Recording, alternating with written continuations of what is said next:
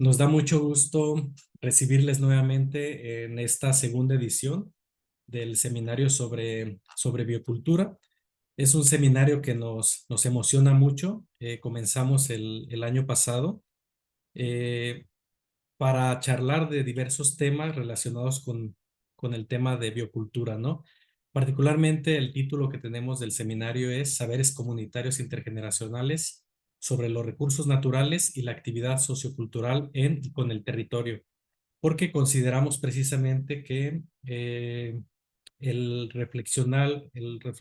analizar eh, los temas de cómo nosotros nos relacionamos con otras entidades, además de con los humanos, es importante para la supervivencia y la sustentabilidad de todo el sistema, no nada más de la especie humana. Entonces, nos parece interesante reflexionarlo y creemos que hay diferentes formas de conocimiento, diferentes saberes y todos ellos podemos pues expresar, esbozarlos desde este lugar y bueno, damos hoy la cordial bienvenida para todas las personas.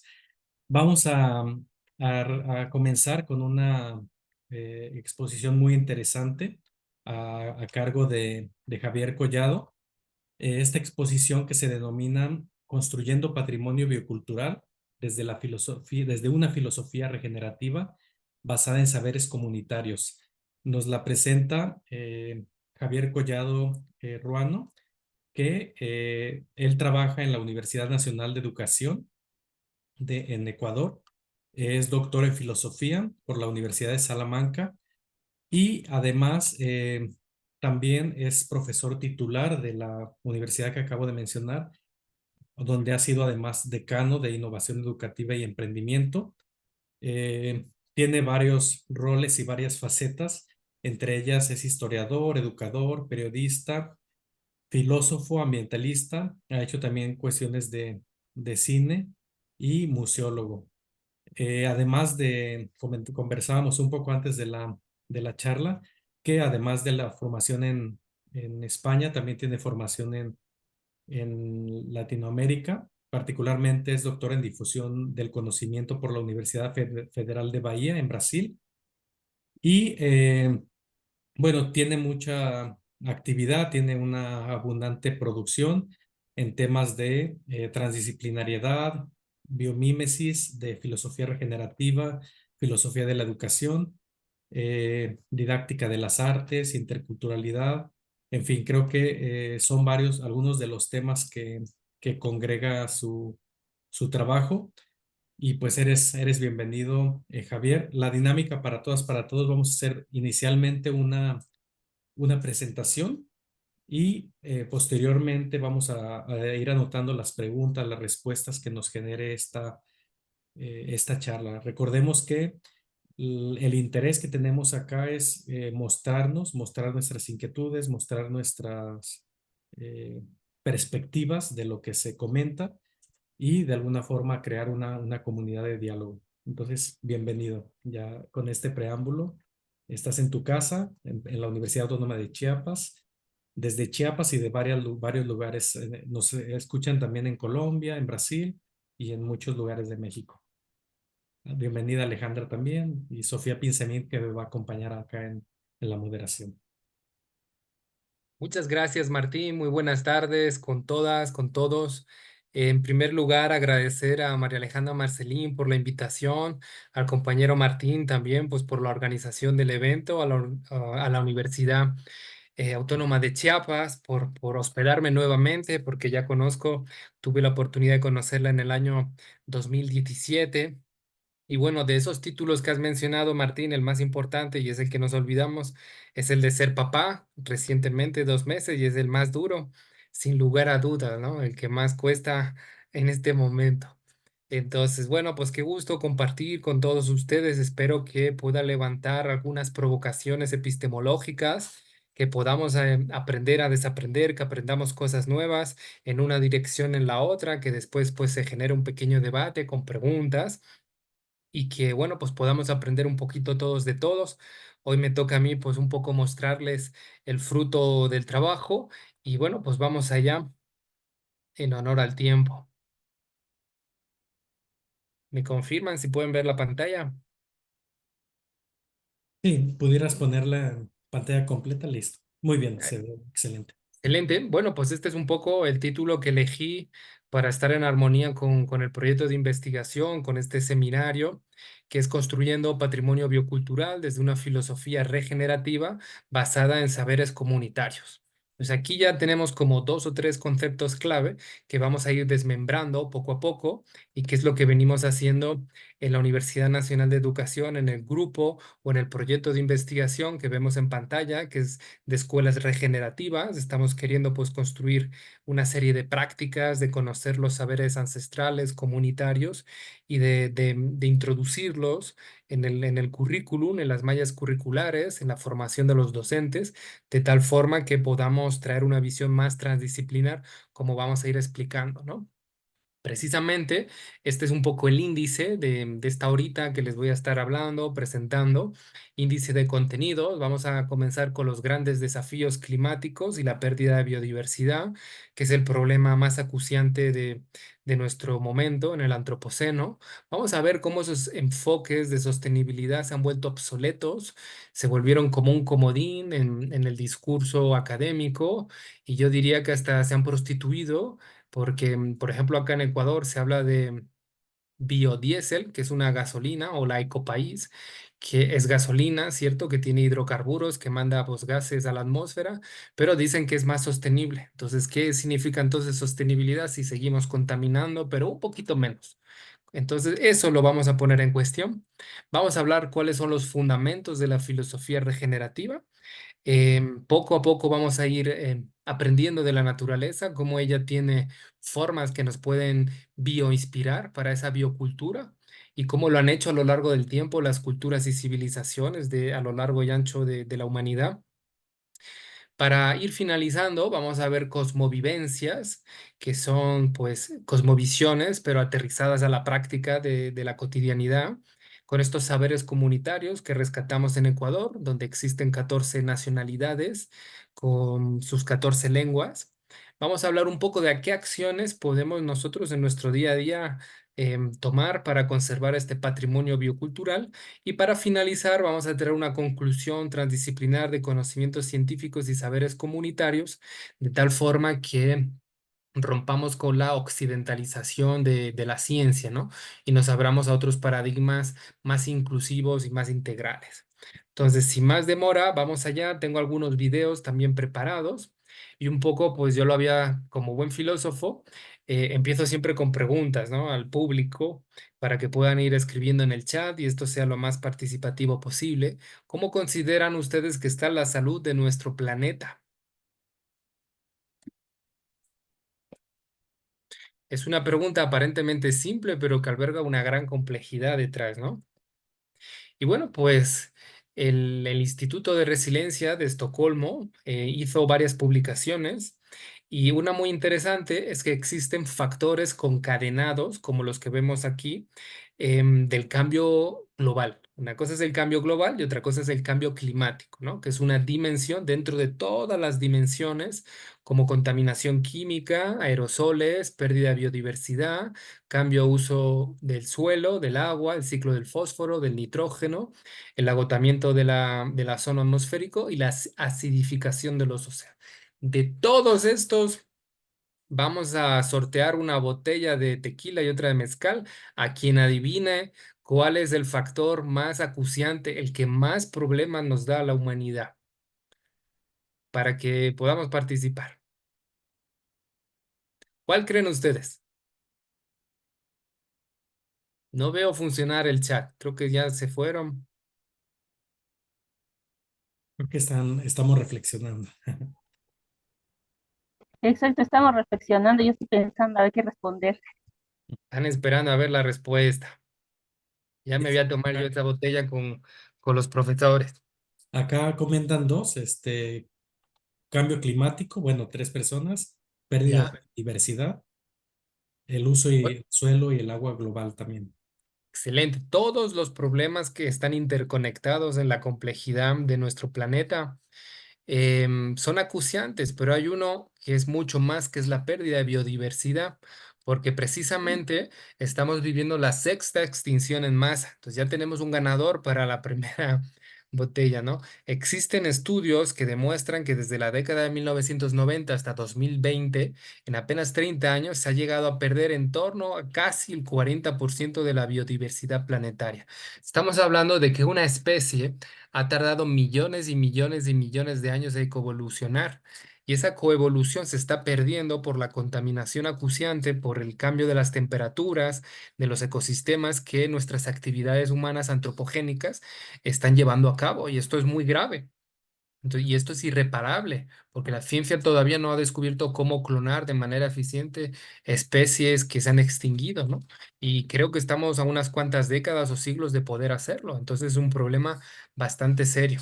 El segundo, precisamente, que también interconectado, es el ciclo del nitrógeno, que es el que, bueno, pues alimenta a todas las plantas, a los hongos, y eso produce en la cadena trófica que los insectos no puedan polinizar de la misma forma, etcétera, etcétera. Entonces vemos cómo los nitratos, el amoníaco, los nitritos están interconectados en ese ciclo y hace que se pierdan, que se erosionen, que se sequen las tierras y por tanto pongamos incluso en serio peligro la soberanía alimentaria, de la cual dependemos en gran medida para la calidad de los suelos, ¿no?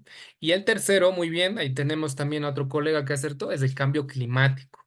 Efectivamente, pues acucia, incrementa todavía más la pérdida de biodiversidad, la contaminación del suelo, del aire, los cambios de los ciclos, y eso también lleva a una mayor proliferación de los virus que van expandiéndose y va a traer mucha más mortandad, ¿no? Entonces, estos climas y estos cambios climáticos hacen que las enfermedades se propaguen mucho más. Entonces, como vemos, estamos entrando en puntos de no retorno ecosistémicos y vamos a ver qué ocurre con eso, ¿no? Aquí les traigo el primer video. Este es un video que compartió Leonardo DiCaprio, que como ustedes saben, pues es un activista ambiental. Y aquí está. No, aquí no está. Aquí está. Caramba. Tengo problemas con el ratón que se mueve a última hora, perdón. Está vivo. Ahí fue. Bueno, este es un poco también, les quería hablar de la iniciativa que participamos en este programa, en el programa de Naciones Unidas. Yo soy uno de los expertos de armonía con la naturaleza, como pueden ver acá, y que venimos desarrollando pues este proyecto que precisamente les estoy presentando, ¿no? Un poco como consultores del programa de Naciones Unidas. Entonces, justamente este video, como pueden ver que compartió Leonardo DiCaprio hace un tiempo.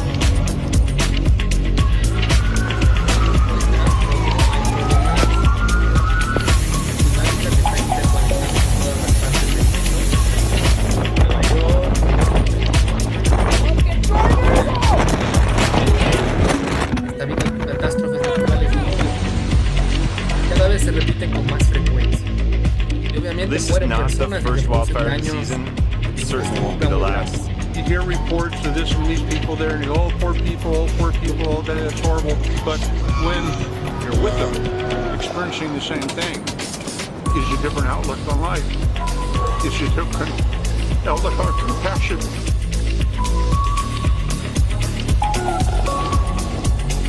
Es lo que los medios de comunicación tradicionales no nos cuentan.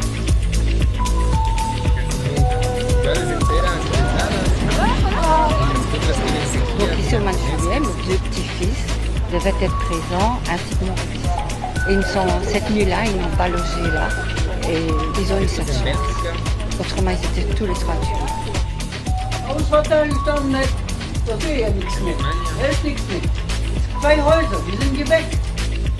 Mein Hubschrauber, deshalb ist ja auch so schön ruhig, fliegt permanent, bis der letzte gerettet wird. Bis den letzten vom Dach haben. Das ist unvorstellbar. It's going to the ground. It's going to the ground. Oh my God! A tornado just hit our house. Tornados se devastaron, como pueden ver. House is gone. I looked back out. The fire was too close. I knew my house was going to go. Incendio que hubo en California, que my whole life, miles everything de I've ever hectáreas. had. spend a lifetime building like a family home, and it's heart-wrenching to, have it just go up and smoke like that. पूरा नीचे पूरा La खड्डा India. गिर गया, पूरा पत्थर वित्थर सब आयल है, पूरा मट्टी मट्टी हो गया है, और पूरा सामान पूरा नीचे गिर गया, इधर इधर ऐसा कचरे के जैसा हो गया है पूरा. Siberia. Bueno, acá en Quito también hubo una inundación que acabó con la vida de 22 personas. China, como podemos ver también. Si están viendo las fechas, es un día apenas en unos 10 días. En todas partes del mundo, ¿no? Pero claro, es más importante hablar de fútbol o de otros negocios más lucrativos, no de cambio climático.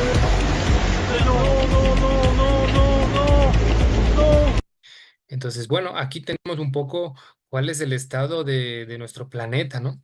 Y lo interesante es que de hace ya precisamente 5 décadas hubo un grupo de investigadores científicos, 5 décadas, estamos hablando de 1970, hicieron un simulacro computacional poniendo 5 variables de población, de contaminación, de recursos naturales, etcétera, y llegaron a la conclusión de que debíamos de establecer límites al crecimiento económico. Por eso en la literatura especializada se habla mucho de crecimiento, de dejar de crecer, porque el crecimiento económico depende de cómo explotamos a la naturaleza, ¿no? Mal llamada recursos naturales. A mí me gusta llamarles patrimonio natural, porque recurso es como que le damos la potestad a las empresas a que hagan uso de un recurso, mientras que un patrimonio tiene otra connotación mucho más jurídica y también sagrada, espiritual, ¿no? Entonces, bueno, este grupo de investigadores desde hace 50 años ya venía hablando de cuáles eran los límites. Obviamente, pues los sistemas de emulación y de simulacros, pues eran muy arcaicos, muy primitivos y alguna de las críticas es precisamente esta, pues de que sus predicciones no se cumplieron, pero lo que no cabe duda es que fue un intento pionero de concientizar para la creación de políticas públicas, ¿no? Y no se lograron. Y de hecho aquí ellos predijeron o ellos intuyeron que para la década de 1990, que es esta que vemos acá, ya estaríamos sobrepasando los límites de regeneración biofísica. Es decir, desde que yo planto una semilla hasta que esa semilla crece, se convierte en un árbol y da frutos, pasan unos cuantos años, décadas, ¿no? Entonces hay unos ritmos de la naturaleza que tenemos que respetar y no se han hecho. Entonces los hemos sobrepasado incluso antes de llegar a la década de 1990. Como hemos mostrado antes, ya se ha perdido, según algunas estimaciones, en torno al 40% de la biodiversidad planetaria. Y otro informe, que es este que vemos acá, de huella ecológica y del Foro Mundial de la Naturaleza, explican que si toda la ciudadanía mundial, todos los 8.000 millones de personas que vivimos en nuestro planeta, imitasen los modelos de consumo que existen en Qatar, donde se desarrolló el último mundial de fútbol, necesitaríamos 11 planetas como el nuestro. Y es evidente que no tenemos 11 planetas. Si toda la ciudadanía, los 8.000 millones de personas que vivimos actualmente, tuviésemos los mismos modelos de consumo que hay en Estados Unidos, necesitaríamos 7 planetas. Entonces, algo no me cuadra aquí. ¿Por qué estos países tienen un sobredesarrollo y otros países tienen muy poco desarrollo? Utilizando el término desarrollo, con el cual también estoy un poco en desacuerdo y que podemos criticarlo, ¿no? Pero esa es la visión, ¿no? Y de acuerdo a algunos informes, y aquí ya estamos hablando de enfoques de sostenibilidad obsoletos, ya se prevé que para el año 2050 va a haber 9.000 millones de personas, 1.000 millones de personas más de los que tenemos hoy, probablemente sean incluso muchos más. Eso quiere decir que cada vez va a haber más personas y menos patrimonio natural. Entonces no hay que ser un premio Nobel para darse cuenta de que va a haber escasez crónica de recursos naturales, tal y como le llaman en la bibliografía, ¿no? Insisto en que a mí me gusta más el término de patrimonio natural, ¿no?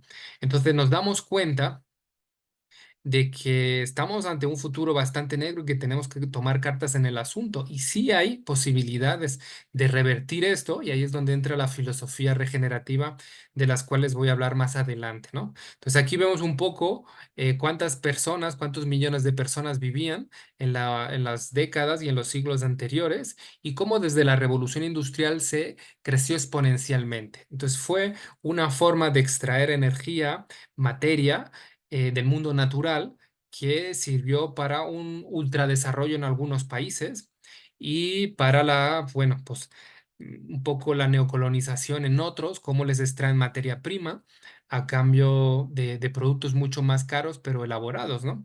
Entonces, ¿cómo vamos a afrontar esta escasez crónica que va a haber en el futuro, ¿no? Entonces a mí me gusta poner esta imagen de las llamas porque ellas tienen el hábito de escupir, ¿no? ¿Cierto? Entonces, pues se quejan de eso y dicen que dejamos una gran huella ecológica, pero también social.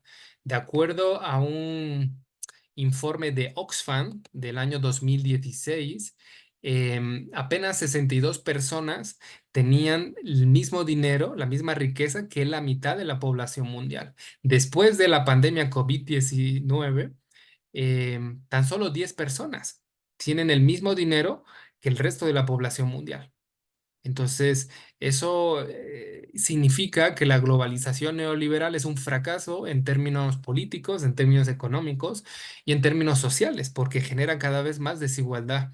Y esto hay que ponerlo en tela de juicio, porque siempre que hablamos de sostenibilidad o cuando leemos los informes de sostenibilidad que hay en Naciones Unidas y en otros organismos internacionales, nos suelen hablar de tres grandes dimensiones. La primera es la económica, después la social y por último la ambiental, ¿no? Entonces hay un libro muy bueno de Naomi Klein, que es una periodista canadiense que ha recibido varios premios internacionales y muestra con archivos de Wikileaks de Julian Assange, no sé si han escuchado hablar, que estuvo de hecho como, ¿cómo es? Con asilio político en Ecuador, en la embajada en Londres. Bueno, pues demuestran cómo pues, la CIA infiltraba a espías dentro del organismo de Naciones Unidas para influenciar en la redacción de los informes de las Naciones Unidas.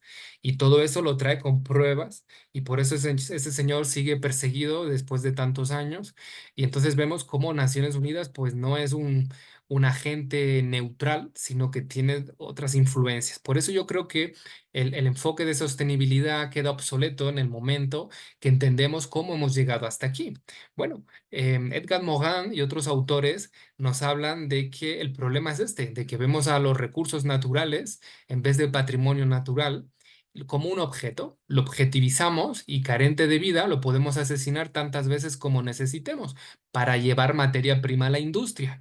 Y esa industria, ese cuatrimotrol que nos habla Edgar Morin, dice que de ciencia, industria, capitalismo y tecnología se juntan para pues, crear ese hiperdesarrollo en algunos países y que en otros países, como vemos, pues se genera la entropía. Esta otra foto que vemos acá es un río de la India, como tiene pues toneladas de basura. Allí, recordemos, mueren personas por inanición y por otros problemas de pobreza extrema, ¿no? Entonces, el papel de la naturaleza en la modernidad es la de un objeto carente de vida, carente de esa sacralidad que tienen muchos pueblos originarios, sobre todo aquí en Abya Yala, en América Latina, también en África, en otras tribus de Tailandia, de Camboya, etcétera, en el sudeste asiático y que tal vez tengamos que ponerlos a dialogar esas epistemologías con los grandes avances tecnológicos y científicos para que no estén subdrogados al mundo económico a cortoplacista de ganar dinero, ¿no? Entonces aquí precisamente cuando hablamos de biocultura, que es la integración de ambos factores, de la cultura y de la biología para entender el comportamiento humano, nos damos cuenta cuando los confrontamos que en el resto de especies ellos solo utilizan energía para sobrevivir y en el mejor de los casos para reproducirse, ¿no? Y aquí tenemos el ejemplo de los conejitos. Pero en cambio los humanos utilizamos energía para todo, en la agricultura, en nuestra casa, en la industria, en las comunicaciones, el transporte, el comercio, etcétera, etcétera, ¿no? Y eso genera pues obviamente un gran impacto en la salud de los ecosistemas. Y entonces, bueno, pues un poco como el burro que camina con una zanahoria adelante, Naciones Unidas, que es ese organismo cada vez más cuestionado, porque solo hay 5 países en el Consejo de Seguridad que pueden vetar todas las decisiones del resto de países, con lo cual no es un organismo democrático, ¿cierto? Pues bueno, firmaron estos objetivos de desarrollo sostenible, pero desde una visión muy occidental, muy antropocéntrica y que, bueno, pues no tiene en cuenta epistemologías de otras áreas del sur, ¿no? Entonces aquí les traigo otro video que es bastante, pues, ilustrativo, que es lo que nos ha pasado, porque como recordarán, en el año 2020 no, en el año 2000, perdón, se crearon los Objetivos de Desarrollo del Milenio y fracasamos. Entonces, bueno, pues dijeron, vamos a crear los Objetivos de Desarrollo Sostenible para el año 2030, tal y como vamos encaminados. Hubo incluso un retroceso con la pandemia. No lo vamos a conseguir, infelizmente, y en el año 2030 se inventarán otros objetivos que se llamarán de otra forma y los pondrán para el año 2050. Y así es que caminamos como un burro con una zanahoria pero sin acciones, ¿no? Concretas del aquí y ahora. Y eso se ve, por ejemplo, en las políticas públicas que hace la Unión Europea, que es una de las zonas de las regiones del planeta que intenta avanzar más, pero, por ejemplo, prohíbe el diésel no para el año que viene, sino para aquí a 10 años. Vamos a prohibir el diésel. Entonces, claro, cuando no se toman la urgencia en las acciones, pues ocurre lo que vamos a ver en este video. ¿Me confirman si se escucha? Atención, les habla el capitán. Algunos de ustedes nos han hecho llegar su preocupación porque uno de nuestros motores esté en llamas. No se preocupen, estamos encargándonos de ello. En los próximos días haremos una llamada a los servicios de emergencia y haremos todo lo posible para que el motor esté arreglado al 55% en 2030. Es un compromiso de la compañía viajar con 0 motores ardiendo para 2050. Recuerden que disponen de auriculares gratuitos y que a continuación podrán ver solo en Casa 4. Muchas gracias y disfruten del vuelo.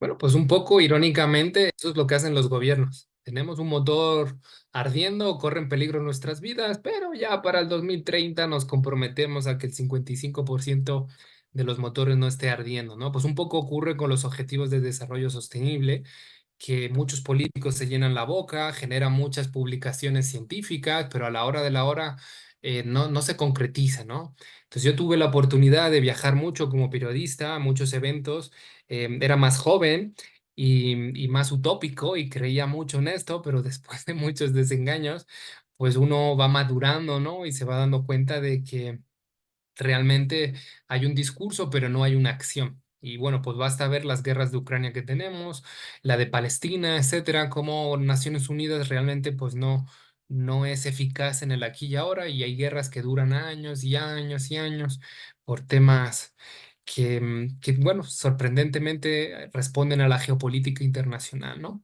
Entonces vamos a continuar. Yo creo que ya está quedando claro por qué tengo la postura de que la sostenibilidad ya es un concepto que está quedando obsoleto y que es insuficiente para dar respuesta a los problemas y a los complejos problemas del mundo actual, ¿no?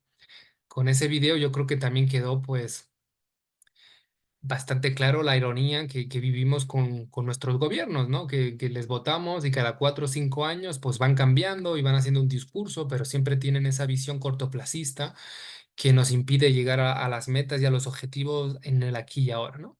Entonces, desde entonces, desde que esto fue pues como un discurso, em, muy aceptado, se produce una masiva comercialización de productos verdes, entre comillas, por parte de las grandes empresas transnacionales, con el intento de capitalizar y de monetizar esa creciente conciencia ambiental que tiene la ciudadanía. Entonces te venden productos un poco disfrazados para ganar más dinero. Entonces el término de sostenibilidad se prostituye muchas veces, infelizmente, en los discursos políticos, académicos, para abordar la crisis ambiental y su significado real de transformar el mundo, pues ha ido diluyendo, se ha ido tergiversando por ese excesivo uso de contextos comerciales, ¿no? Es un poco lo que nos habla el sociólogo Zygmunt Bauman cuando nos habla de la modernidad líquida, cómo el discurso capitalista se apropia, ¿no? Y creo que hay una frase de él o en una entrevista que le hacen del Che Guevara, ¿no? Que era contrario al capitalismo, era comunista, y hoy día pues tenemos camisetas del Che Guevara, sudaderas, banderas, mecheros, tenemos todo el merchandising, ¿no? Yo creería que después de la Biblia es lo que más se vende, es la camiseta del Che Guevara, ¿no? Entonces se vuelve algo subversivo, se vuelve dentro del sistema, se apropian, lo absorben y es muy difícil pensar fuera de esos cánones, ¿no? Porque es un sistema que funciona para vender. Entonces podemos vender cualquier ideología, es aceptada casi en el mundo de la comercialización capitalista, ¿no? Entonces muchos enfoques se autodenominan sostenibles cuando en realidad no lo son, pero eso genera pues confianza en la ciudadanía y obviamente una despreocupación respecto a los problemas reales, ¿no? Entonces justamente en esta tercera parte de mi intervención traigo un poco lo que estamos empezando a leer en la literatura especializada, cómo vamos más allá de la sostenibilidad, cómo hay autores que ya hablan de economía regenerativa, de capitalismo regenerativo inclusive, de desarrollo regenerativo, culturas regenerativas y escuelas regenerativas, como estamos haciendo nosotros, ¿no? Entonces vamos a ver un poco de qué se trata, cuál es la diferencia entre desarrollo sostenible y desarrollo regenerativo. Bueno, algunos de estos autores que vemos aquí en pantalla, David Orr, Gunther Pauli, Daniel Wall, Edward Muller y otros muchos, pues hablan de que la diferencia es muy grande, mientras que el desarrollo sostenible se enfoca, por definición, en el informe de Brownman, en minimizar el impacto negativo del ser humano. El desarrollo regenerativo se enfoca en maximizar la acción positiva del ser humano en la naturaleza, ¿no? Y yo creo que eso es importante porque mientras que uno busca seguir creciendo económicamente sin poner en riesgo supuestamente a las generaciones futuras, el otro lo que busca es generar ya negocios, emprendimientos que a la vez que le dan dinero al empresario y se generan puestos de trabajo, permitan regenerar los ecosistemas naturales. Y hay muchos ejemplos de éxito en varias partes del mundo que estos autores nos traen, ¿no? Entonces, el primero que les quiero presentar es Daniel Wall, él es alemán, vive en España, Mallorca, y él tiene este libro que es buenísimo y que les recomiendo, de diseñar culturas regenerativas. Él no habla de desarrollo, él habla de culturas. Entonces, él también habla de la biocultura en su libro. De cuán importante es como expresiones de la diversidad humana, de adaptarlo contextualmente. Y además él nos habla de que esa cultura regenerativa debe aprender e imitar biomiméticamente. Esta palabra que les voy a hablar en un ratito, biomimética, viene pues del griego bio, vida, y mimesis, imitación de la vida, ¿no? Entonces la biocultura puede imitar biomiméticamente para traer pues artefactos, para traer innovaciones que sirvan para enfrentar estos problemas complejos del antropoceno. Tenemos a Edward Müller, él es alemán también, pero vive en Costa Rica, él fue el rector de la Universidad de Costa Rica precisamente, y él nos habla de desarrollo regenerativo. Entonces, mientras que el desarrollo sostenible nos habla de las tres dimensiones que les mencioné antes, económica, social y ambiental, él habla del regenerativo, también la dimensión política, cultural y espiritual, e incluso cita la Carta de la Tierra, los valores, la ética.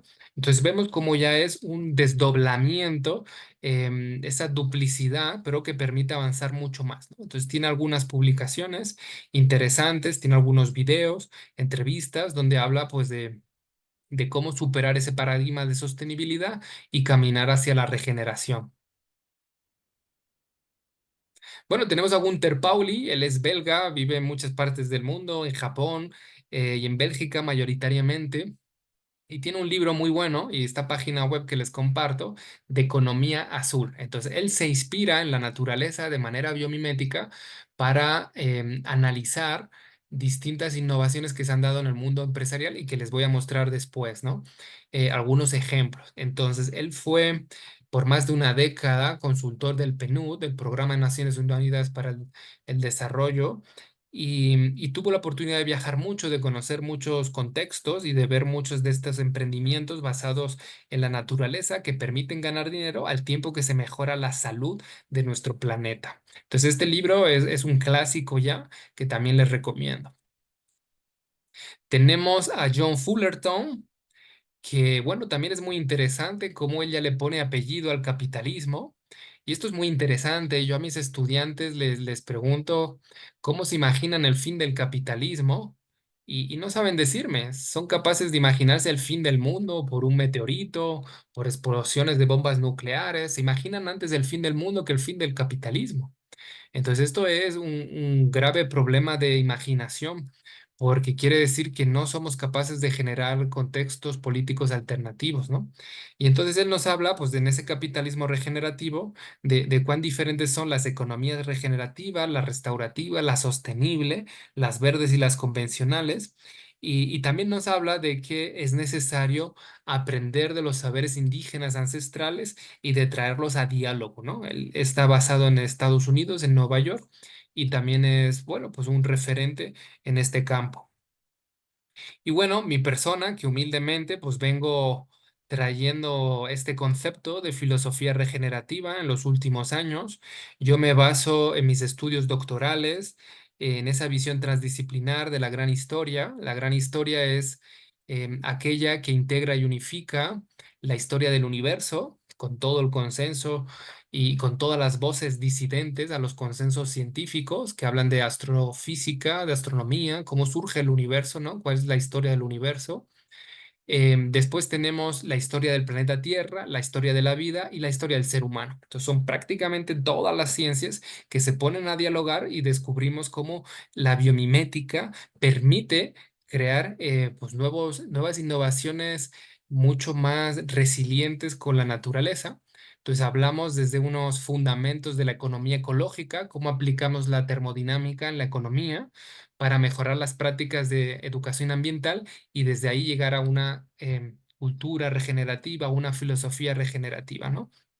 Entonces, bueno, igual tengo algunas publicaciones recientes, Scopus, en este sentido, que les invito a conocer.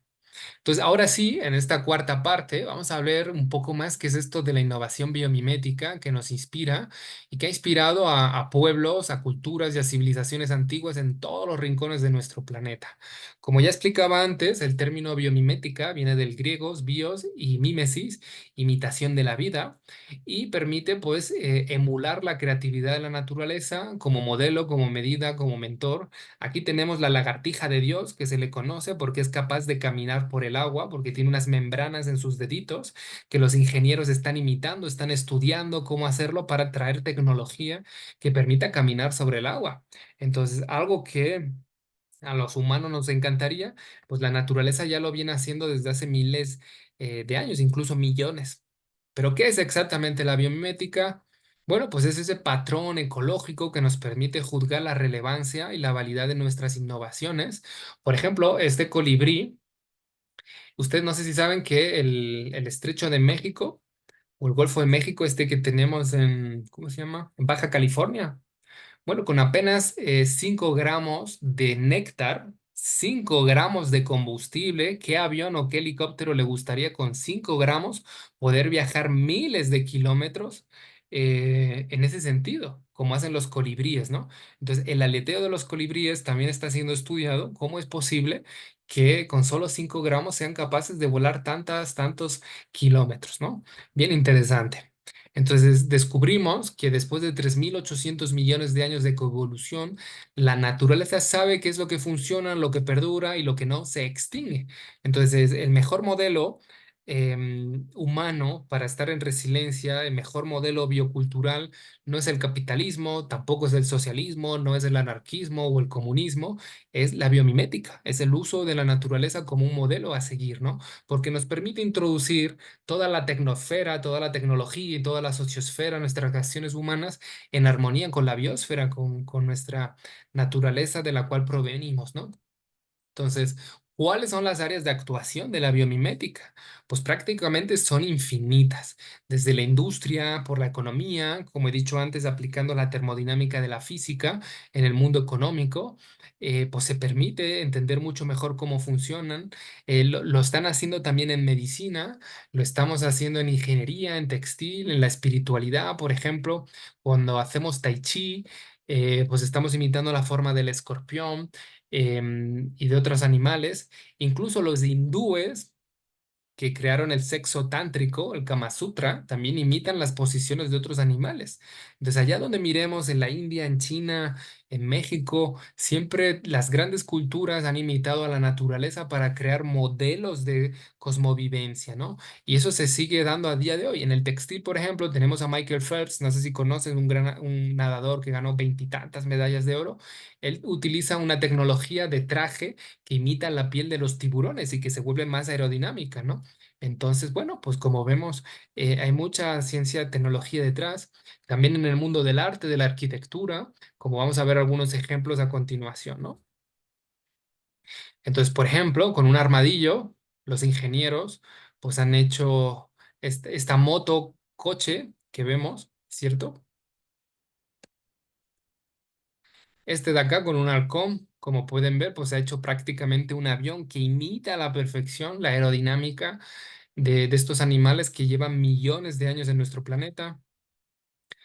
Con el pico del pájaro martín pescador se inspiraron los ingenieros japoneses para hacer el tren bala. De esta forma lograron aumentar la velocidad con menor consumo y reducir el impacto frontal del aire, mejorando la aerodinámica, ¿no? Entonces vieron cómo este pajarito pescaba en el agua y no salpicaba y se imitaron, fueron estudiándolo y lo fueron poniendo, ¿no? Los ingenieros de Mercedes-Benz Bionic, pues ya vemos acá cómo de un pez tropical han hecho esta marca. Los cascos de bicicleta de Cat-Like están inspirados también en los paneles de abeja. El velcro que utilizamos en la ropa, que utilizamos cuando hacemos buceo debajo del agua o que los astronautas utilizan, pues también viene inspirado por la naturaleza con estas bolitas. No sé si les ha pasado que cuando vamos al campo o estamos, se nos pegan bolitas en las medias, en los calcetines. Esas bolitas que parecen muy incómodas, bueno, pues están inspiradas, el velcro está inspirado en esta especie que, bueno, pues en latín se le conoce como vemos ahí en pantalla. Precisamente les hablaba antes de Michael Phelps, de su traje inspirado en la piel de los tiburones. Como pueden ver, pues muchos drones inspiran formas de la naturaleza como los murciélagos. Las placas solares imitan pues, los girasoles. Las termitas que tienen más de 500 millones de años en nuestro planeta han permitido construir edificios bioclimáticos que regulan la temperatura y la humedad, ahorrando en torno a un 30%, y además esos edificios los han pintado de blanco y de negro como las cebras en el Sáhara Occidental o en la sabana africana, y han descubierto que una cebra, por sus colores, puede cambiar termodinámicamente su temperatura, puede autorregular hasta en unos 10, 15 grados centígrados, dependiendo, ¿no? Entonces estamos hablando de que los edificios inteligentes pueden autorregular el frío y el calor, ahorrando muchísimo electricidad y muchos recursos energéticos. Tenemos el Airbus Beluga, inspirado en la beluga, precisamente, como vemos. Tenemos turbinas y aerogeneradores basados en la ballena jorobada. Tenemos, bueno, un montón que les traigo aquí, también en temas artísticos, sillas inspiradas en mariposas, mochilas en pangolines, edificios, en fin, un montón de cosas. Manta Raya también nos permite, pues, soñar con volar a los humanos. Y, en fin, la bioinspiración es prácticamente infinita cuando vemos a la naturaleza no como un recurso, como le llaman en la literatura, sino como una forma de vida que puede inspirarnos, que se interconecta con otras y que hace proliferar, ¿no? Cuando le vemos de esa forma, aprendemos que la biomimética alimenta la biocultura, ese patrimonio biocultural del cual estamos hablando, ¿no? Y ya pues estamos casi acabando, estamos ya en el punto 5. ¿Qué ocurre en Ecuador? ¿Por qué se le conoce como un país megadiverso? ¿Y qué tienen que ver estas convivencias ancestrales y saberes comunitarios para todo esto de lo que les estoy hablando? Bueno, pues muchísimo.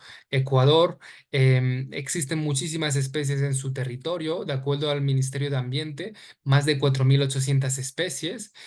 Por términos poblacionales es uno de los más megadiversos del planeta. Hay otros que tienen más, como Brasil, pero no por temas de densidad. Entonces, es muy interesante cómo vemos esto, ¿no? Actualmente, el nuevo censo, creo que ya son 17 millones de personas las que viven en Ecuador y vemos que tienen muchos grupos étnicos y muchas nacionalidades. Se hablan 14 lenguas, 14 idiomas. Y de acuerdo, pues existen 45 grupos étnicos, 14 nacionalidades con sus 14 idiomas, como vemos.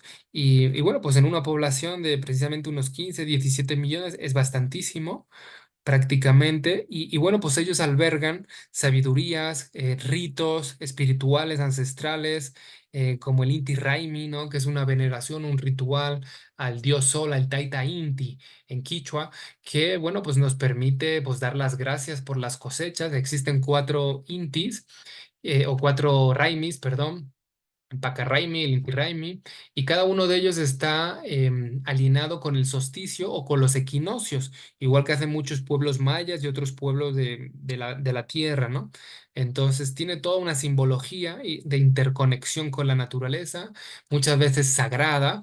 Precisamente yo he aprendido cada vez que viajaba en la Amazonía, uno de mis viajes, me explicaron que cuando uno toma pues medicina ancestral, como por ejemplo la ayahuasca, el San Pedro, el peyote, que desde una visión occidental pues es droga psicodélica, pero desde una visión ancestral de los pueblos andinos que la vienen utilizando desde hace miles de años atrás, es medicina ancestral.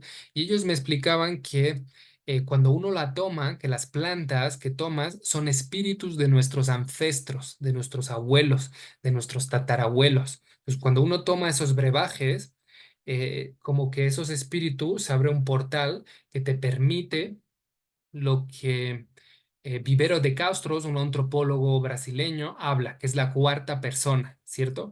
¿Qué es la cuarta persona? La primera persona del singular soy yo, la primera persona del plural somos nosotros, ¿cierto? La segunda persona eres tú, la tercera es él, ella, y la cuarta persona soy yo mismo, observándome a mí mismo desde fuera, como consecuencia, ¿no? Entonces eso tiene unas implicaciones filosóficas muy interesantes que permiten otro tipo de desarrollo psicogenético. En fin, para no desviarme mucho del tema, bueno, pues cómo se trabaja en Ecuador.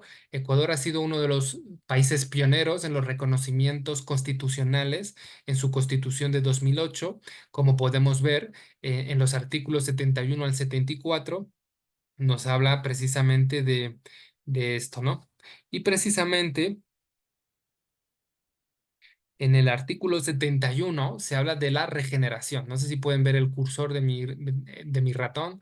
Aquí en el 71 habla de que su existencia, el mantenimiento y regeneración de sus ciclos vitales, cómo la naturaleza tiene ese derecho fundamental, ¿no? Entonces, es uno de los pocos países que lo reconoció de manera constitucional. Si bien es cierto que existen muchas críticas acá, porque una cosa es la teoría y otra cosa es la práctica. Y muchas veces pues las petroleras entran, corrompen, como en otras partes del planeta y sobre todo en Latinoamérica. Y bueno, pues no se están llevando a cabo como nos gustaría, ¿no?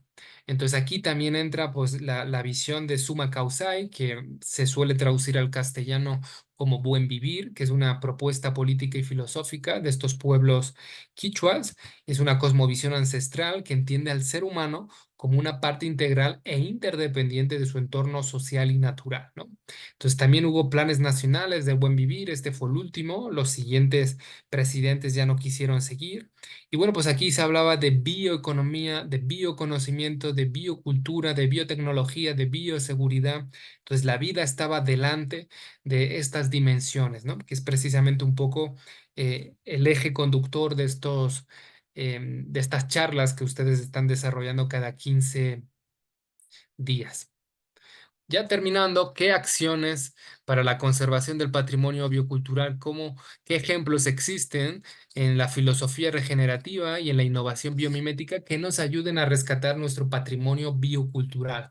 Bueno, pues como les decía, estos ejemplos han sido rescatados del libro de Economía Azul de Gunther Pauli, que les hablaba anteriormente.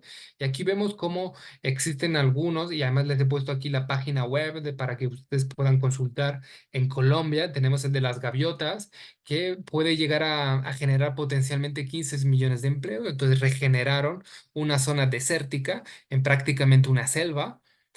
Tenemos este en Zimbabue, pero que también está en otras partes del planeta, donde se recogen los pozos del café. Y esto es muy interesante porque todo lo que es la plantación de café, que aquí en Latinoamérica tenemos mucho, em, desde que se siembra, se planta, se recoge y se consume, todo ese proceso que tarda meses y meses, a la hora final, el consumidor final tan solo utiliza el 0,2% del grano que se ha recolectado y el resto se desecha, ¿no? Y de hecho también desechamos los pozos de cafés. Entonces se les ocurrió a esta autora Chido Gobero pues, la opción de ir por distintos lugares recogiendo los pozos de café para generar, como vemos acá, hongos, distintos tipos de seta que son proteína. Entonces, en las condiciones de sol y sombra y de humedad correctas, pues permite la generación de alimentos de manera totalmente gratuita, ¿no? Tenemos algo parecido con la espirulina, con la plantación de algas que no solamente absorben el CO2 de la atmósfera, sino que produce espirulina y biodiesel, ¿no? Esa gasolina supuestamente bio, que es menos degradante, ¿no? Entonces esto también tiene implicaciones positivas. Esto es en Brasil y de acuerdo a estos autores, a Jorge Alberto Vieira Costa, tiene un potencial de 2,5 millones de empleos, ¿no? Como vemos, es una forma de reducir nuestro impacto. En temas arquitectónicos, en Japón, el autor Shigeru Ban crea viviendas de bambú y él cree que se pueden crear uno en torno a 10 millones de empleos en base a esto. Interesante, acá por ejemplo en Ecuador hubo un terremoto, yo sé que en México sufren también bastante. En el año 2016 y en la costa, en Manabí, sobre todo muchas familias pues vieron destruidas sus casas de ladrillo y paradójicamente todas las viviendas que eran de bambú sobrevivieron. Entonces vemos cómo es un material que crece muy rápido, que apenas necesita recursos o materiales y que además es bastante flexible. Cuando hay un temblor se puede mover a diferencia de los ladrillos y el cemento, ¿no? Entonces, bueno, esto es otra perspectiva interesante. Tenemos esta en Benín, donde, bueno, pues se dieron cuenta en las carnicerías de que se producían muchas enfermedades porque quedaban pedacitos de la carne que cortaban y eso generaba insectos y demás, y eso generaba enfermedades. Entonces empezaron a recogerlos, cogieron esa parte de basura, digamos, y los tiraron a un lago donde había peces. Entonces eso les sirvió para crear una piscifactoría. Y bueno, pues los aztecas, los chinos, los romanos, los egipcios ya hacían este tipo de técnicas que cultivaban algas y que también, como vemos aquí, daban estas larvas que alimentan a codornices y a peces, ¿no? Entonces esto generó empleo a partir de la basura. Como vemos, igual que los pozos de café que eran basura, pues permitió una economía circular o una economía regenerativa, ¿no? En México, BioBaby, pueden entrar acá, pues también parece que la composta están haciendo pañales con otra fibra de algodón, con otro almidón que se degrada al año en la naturaleza, mientras que un pañal normal hecho de plásticos tarda hasta 200 años.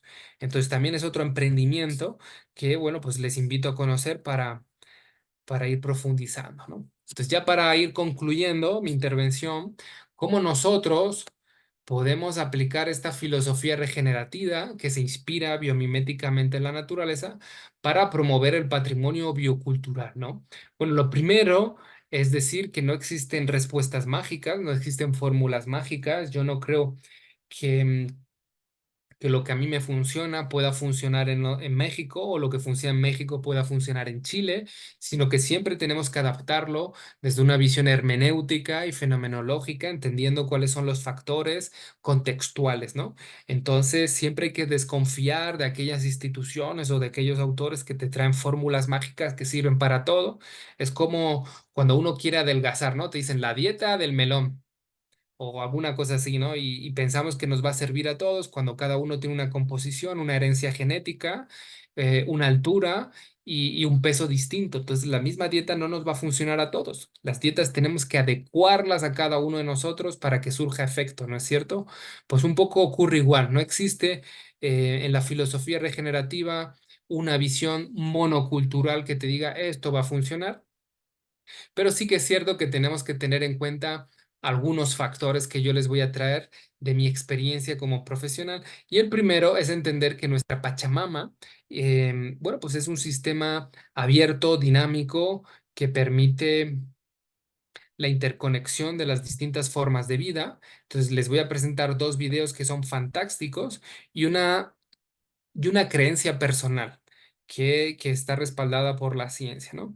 Entonces, este primer video, con la hipótesis de Gaia, de James Lovelock y de Lynn Margulis, una microbióloga, y él es químico atmosférico, se juntaron y se dieron cuenta de que esa cosmovisión de Pachamama tiene mucho sentido cuando unificamos teorías de la microbiología con la química atmosférica. Entonces, vamos a escuchar qué nos dicen.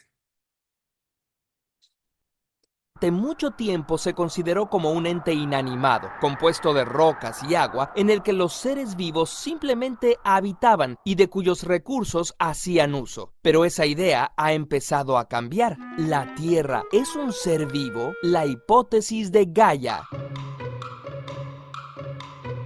Hasta mediados de los años 60, la ciencia convencional había encontrado ridícula la idea de la Tierra como un organismo. Resulta evidente que un planeta no tiene conciencia ni puede tomar decisiones, por ejemplo. Y aunque ya Kropotkin, naturalista ruso, había hablado de la capacidad de cooperación entre animales y plantas, para los científicos occidentales era claro que había en la naturaleza demasiada competencia y conflicto como para pensar en que se pareciera al orden armónico que se da en un organismo viviente. Sin embargo, matemáticos, físicos y otros científicos empezaban a desarrollar la idea de los sistemas autoorganizados, fenómenos en los que la interacción de los elementos que los componen generan un orden superior sin necesidad de un plan previo. Algunos ejemplos son la formación de cristales, el acomodo de las hojas en las plantas y hasta el comportamiento de la economía. ¿Podría ser la Tierra un sistema autoorganizado? En 1961, la NASA contrató al científico James Lovelock para estudiar las posibilidades de que hubiera vida en Marte. Analizando los gases de su atmósfera, descubrió que estaban en perfecto equilibrio. Ya no había reacciones químicas posibles entre ellos. En contraste, vio que la atmósfera de la Tierra tenía una mezcla de gases tal que permite que estén reaccionando entre ellos constantemente. Y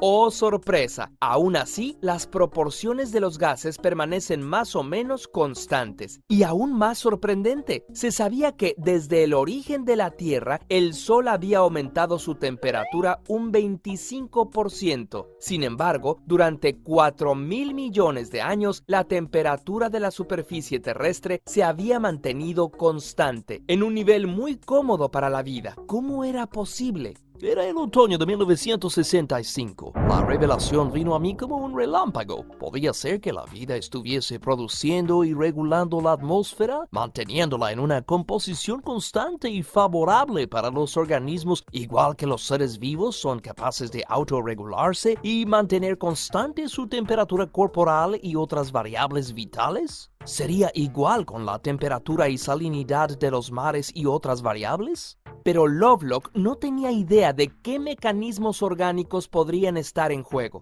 Entonces conoció a la bióloga Lynn Margulis, quien pudo explicar cómo las interacciones de los diferentes organismos podían dar origen a los distintos gases atmosféricos. Juntos desarrollaron la idea de la Tierra como un sistema autoorganizado. A esta hipótesis le pusieron el nombre de Gaia, la diosa griega primordial que personifica la Tierra, también conocida como Gea. Al principio, los demás científicos se reían de ellos y ni las revistas Science ni Nature quisieron publicar sus ideas. Fue Carl Sagan quien los invitó a dar a conocer su hipótesis en su revista Icarus. En la actualidad, la hipótesis de Gaia aún se discute, pero goza de mayor aceptación. Si bien la biosfera es esa capa delgada en la superficie de la Tierra y en el océano que contiene vida, Gaia incluye aún más, por lo menos 160 kilómetros hacia la estratosfera y 160 kilómetros hacia el subsuelo. El sistema conecta lo inerte con lo vivo, la meteorología y la geología con la biología y la ecología. El sistema Gaia se autorregula a través de bucles de realimentación. Por ejemplo, el ciclo de carbono. Los volcanes y los animales arrojan dióxido de carbono a la atmósfera. Esto aumentaría la temperatura global, pero es absorbido por las plantas en el ciclo de la fotosíntesis, manteniendo así una temperatura apta para la vida. Lovelock pone otro ejemplo curioso, la orina. Sucede que los animales, al procesar las proteínas, generamos nitrógeno como desecho. Podríamos expulsarlo de muchas maneras, como gas por ejemplo, pero lo que en realidad hacemos es excretarlo como líquido, lo que requiere desperdiciar valiosa agua. ¿De qué nos sirve eso?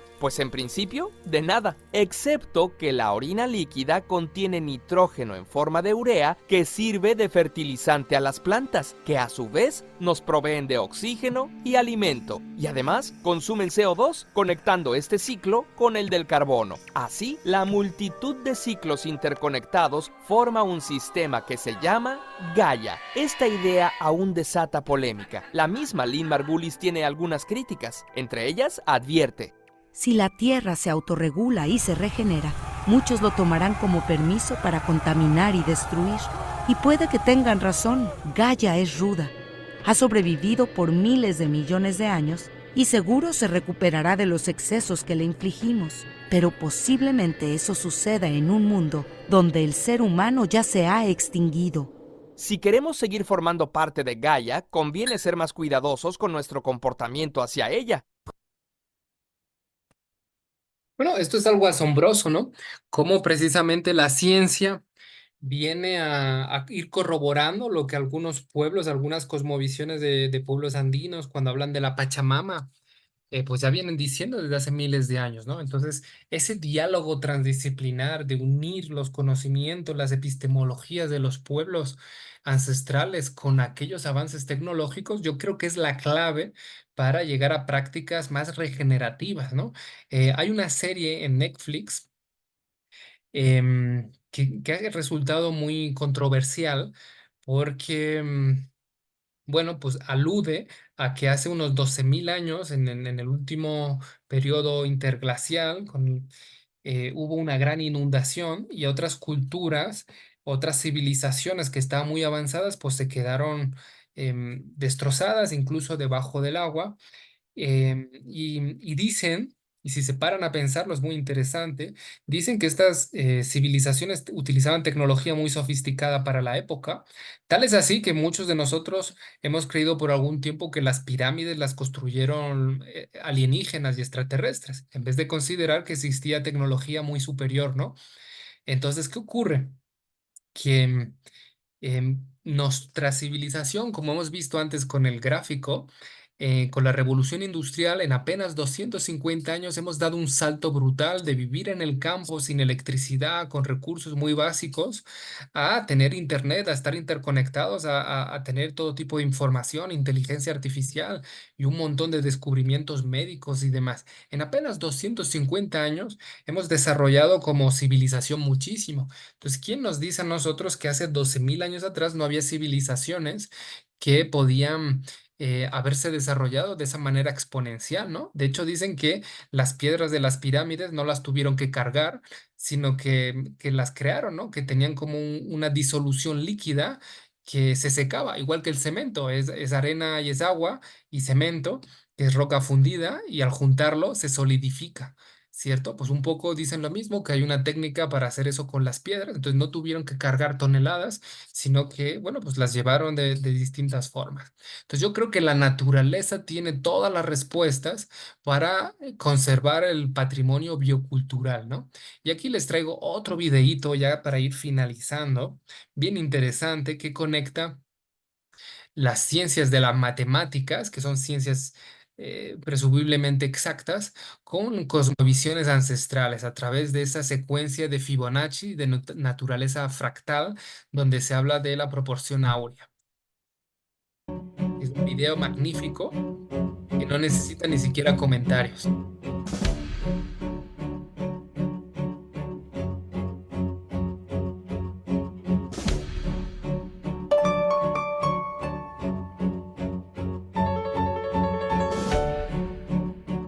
Los números de Fibonacci van sumando su anterior.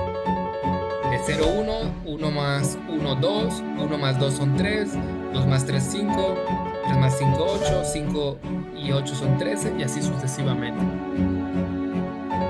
Nos van produciendo estas formas geométricas siguiendo este patrón matemático presente en la naturaleza. Pues matemática, biología, física, química, saberes ancestrales, avances científicos hablan el mismo idioma transdisciplinar en el mundo de la naturaleza.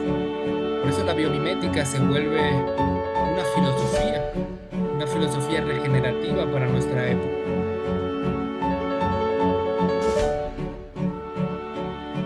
Porque esas formas de vida que debemos de emular en los sistemas económicos, arquitectónicos, educativos, económicos y demás, tienen miles, millones de años de coevolución.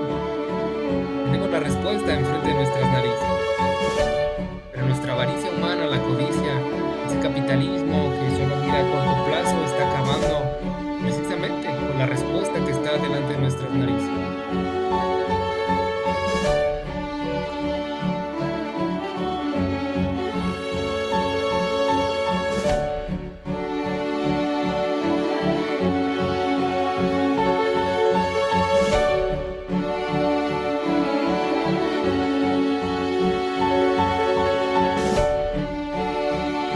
Vemos como las formas biológicas responden a patrones matemáticos perfectos, como si hubiese una mano divina, un dios, o dioses, no sé qué creencia, en qué religión queramos creer. Pero Albert Einstein y Barracho Espinosa nos decían que si Dios existe se manifiesta a través de las leyes naturales. Cuando vemos estos videos yo creo, realmente se me ponen hasta los pelos de punta. Y si Dios existe, se manifiesta a través de la naturaleza. Pues hay un astrofísico, Rebels, que nos dice que estamos adorando a un dios de madera y estamos asesinando a la naturaleza, cuando es el verdadero Dios. Todas las culturas siempre se han fijado en la naturaleza. Sus dioses han sido fenómenos naturales, como el sol, como la lluvia, como el viento. Y esa es una coincidencia transhistórica. Entre griegos, egipcios, fenicios, babilónicos, aztecas, mayas, coinciden en esas creencias. Pues vemos cómo el aleteo de un insecto nos permite entender esas fractales, las matemáticas perfectas de Fibonacci, el mundo biológico.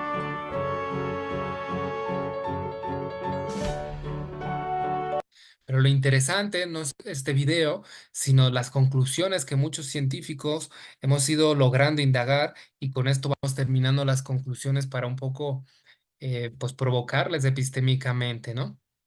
Precisamente dentro de nosotros, dentro de todos los animales, existe un mismo patrón matemático de 3/4 o de una potencia de 0,75 y se le conoce como la ley de Max Kleber porque fue la persona que lo descubrió, y precisamente nos habla algo así como que el metabolismo de una persona o de un animal, de un tigre, de un elefante, de un ratón, necesita multiplicar su masa por 3/4. Es decir, un elefante que pesa 1000 veces más que un ratón no necesita comer 1000 veces más que el ratón, sino que es la potencia de 3/4 o de 0,75.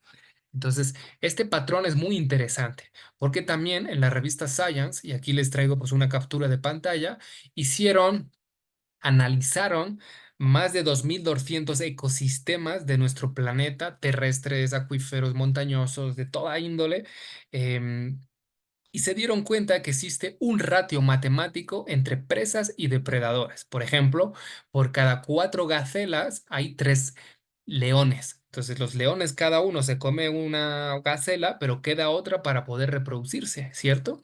Entonces ese mismo patrón de 3/4 es el que nos trae este estudio y otros muchos más que han sido publicados en las revistas de mayor impacto científico académico. Entonces, ¿por qué ese patrón matemático se está dando y qué connotaciones filosóficas para la biocultura y para el patrimonio biocultural tiene?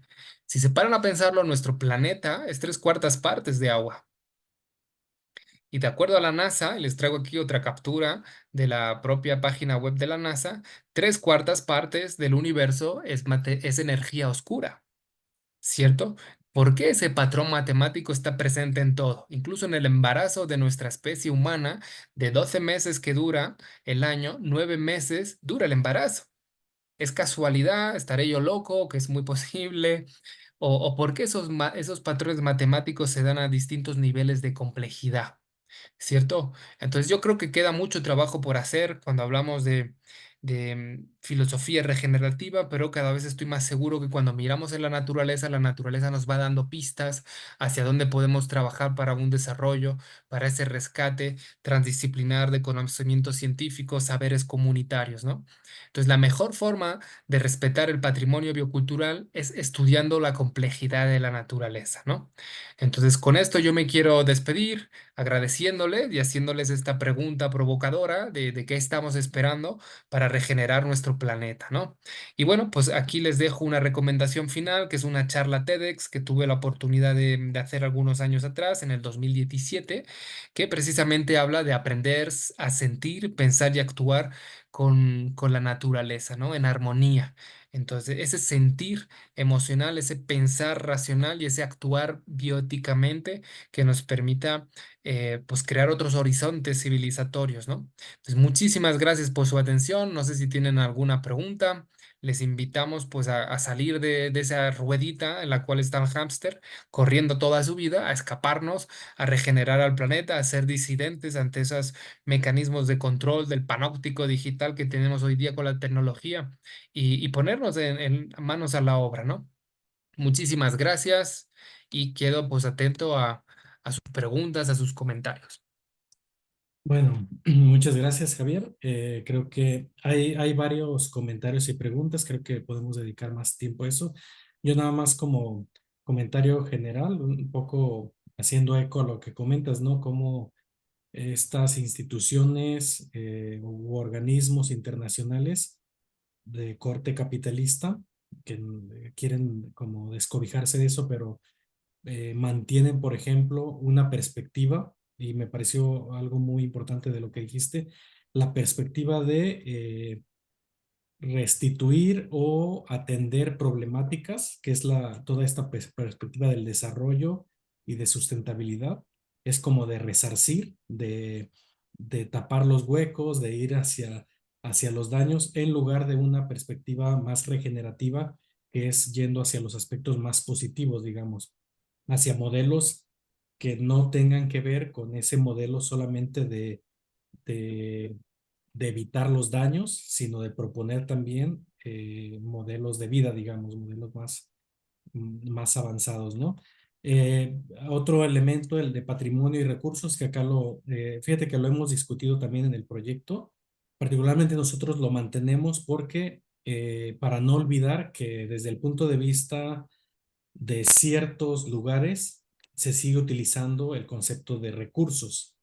Sería mejor el otro, pero lo usamos intencionalmente para tener presente esa voracidad, esa ferocidad con la que los sistemas extractivos capitalistas, etcétera, hacen esa adopción de lo que hay para fines personales. Pero nos parece muy interesante y hay algún comentario al respecto, ¿no? Y también lo que notamos es, que me parece muy interesante, es que sometes como a revisión varios conceptos que se usan normalmente en agroecología, en ciencia ambiental, en filosofía, de manera continua, pero que tú los pones y dices, bueno, a lo mejor puede haber otro tipo de conceptos o estos que tal como se están usando ya no son suficientes. Quizá nunca lo fueron, pero eran los modelos que se pensaban como más propios, ¿no? el ejemplo que pusiste del Che Guevara es interesantísimo, o sea, es decir, cómo reproduces a través, digamos, creas un producto a partir precisamente de algo que debería ser una transgresión, que debería ser haber una incompatibilidad eh, política, epistemológica, de varios sentidos y no, se crea un producto. Entonces, De quiero hecho, ahí, llegar, Martín, hay un grupo ¿sí? hay una pareja de humoristas en Sicilia, en Italia, ¿Sí? que en una de sus películas están ahí hablando y dicen, bueno, pues como el Che Guevara, dice, ¿quién es el Che Guevara? Dice, no sé, uno que vende camisetas. Sí, tal cual, exactamente. Ya se conoce más Claro. como esa forma, ¿no? Mira, hay varias, quisiera yo contártelas y tú vas retomando muy interesantes en el chat, que si me permites, Por favor. dice, muchas gracias por esos espacios, maravillosas reflexiones, dice Verónica Trujillo, muy enriquecedoras. La vida transdisciplinar es sustancia para atender las realidades complejas en las que vivimos. La atención del tercero incluido es fundamental, así como del ámbito espiritual. Luego, ahora más, hay más comentarios, ahora te los digo.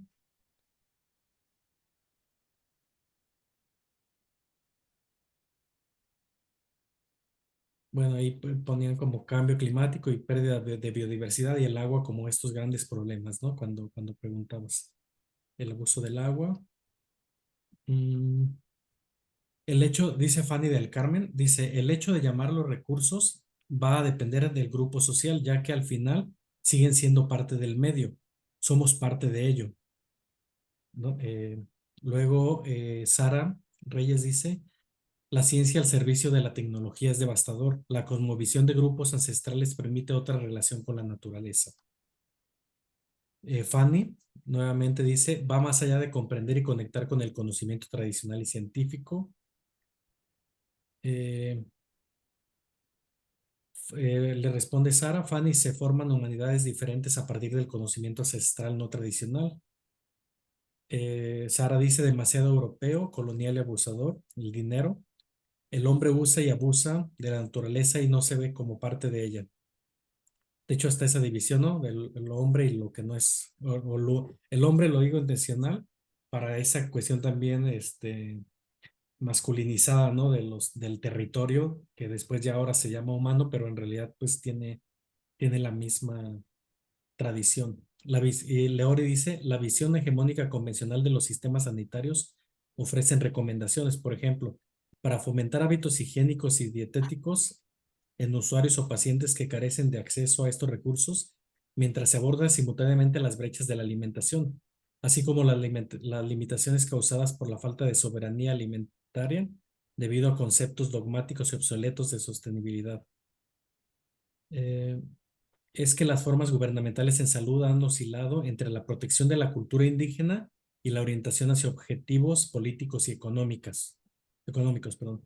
La biomimética es el reflejo del territorio. Aquí no sé si hiciste un apunte o si quieres extenderlo más, Leori.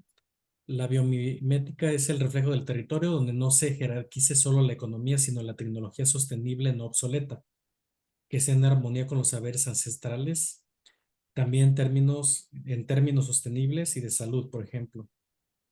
Apago con una especie de crítica, a ver qué opinas.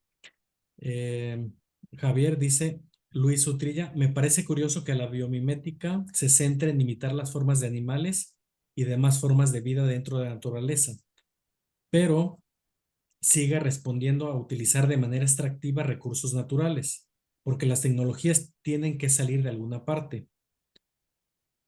Ya lo Totalmente, mencionó. totalmente de acuerdo. Infelizmente, así sucede muchas veces, como yo he dicho, te venden la biomimética como algo sostenible, pero es una forma de lavado de cara, de marketing, ¿no? Entonces, claro, no hay, y también he dicho que no hay fórmulas mágicas, que tenemos que desconfiar, ¿no? y precisamente yo estoy en línea con este comentario de que no toda la biomimética sirve y no todos los pueblos ancestrales también son defensores de la naturaleza. Acá en Ecuador hemos tenido algunos líderes indígenas pues que se han vendido y que bueno pues han contribuido a la contaminación de la Amazonía. Entonces no podemos decir la ciencia es mala y los indígenas son buenos, porque también hay científicos buenos e indígenas malos, ¿no? Entonces siempre hay que contextualizar, ¿no? Sin llegar a esa generalización. Infelizmente la presentación de una hora pues no da lugar a grandes conclusiones o a grandes reflexiones, sino que siempre es una síntesis, un resumen. Pero yo estoy de acuerdo con esa provocación epistémica. Muchas empresas venden productos biomiméticos y efectivamente se produce un extractivismo, no les devuelven, no les regeneran, pero yo creo que es mucho más cuando vemos esa biomimética desde un punto de vista regenerativo y no tan sostenible. Siento que a mí en lo personal me satisface mucho más intelectualmente, ¿no? Y también pues una cosa, Martín, que yo les confieso y que tal vez les pase a ustedes. Bueno, pues cuando yo era joven escuchaba un tipo de música y también escribía ciertos artículos, pero cuando uno se va haciendo viejo, pues va madurando y para lo bueno y para lo malo, pues va volviéndose más escéptico. Por ejemplo, a mí me pasa con Naciones Unidas, yo quería trabajar para ellos, pero ahora me volví un gran crítico por las prácticas que hacen, porque se quedan en un discurso vacío, vacío, sin praxis. Y bueno, pues prefiero estar en la lucha, en primera mano, apoyando pues a las comunidades a que se puedan formar y que ellas nos ayuden también a formar a nuestros intelectuales del futuro desde sus prácticas, antes que, bueno, pues estar detrás de un escritorio ganando, pues no sé, 5, 8 mil dólares, hablando de pobreza, pero teniendo pues todas las necesidades básicas cubiertas, como hacen los grandes burócratas en Nueva York, en París y en todos lados, ¿no? Muy bien, gracias, Javier. Bueno, alguien que quisiera comentar directamente algo de lo que acabamos de escuchar. Creo que tienen el micro cortado, no sé si puedan intervenir solo por chat. Pueden levantar la mano y sí, podemos, se puede activar. De hecho, pueden activarlo si desean. Chévere, creo que van a preguntar por la botella de mezcal y la de tequila, Martín. Ah, sí, algo así. Ahí está Sofía Pinzamín. Adelante, Sofía. No logramos escuchar. Sí está activado tu micro, pero no logramos escuchar.